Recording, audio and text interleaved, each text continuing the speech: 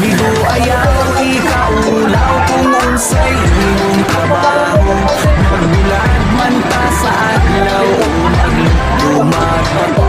Manimaho man ang singot, manimaho man ang kagwang. Makalingkawas ra ta sa atong kahimtang.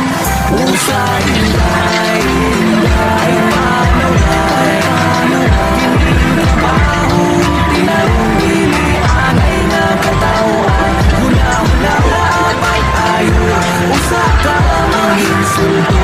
Bisan unsa ang trabaho ay respeto.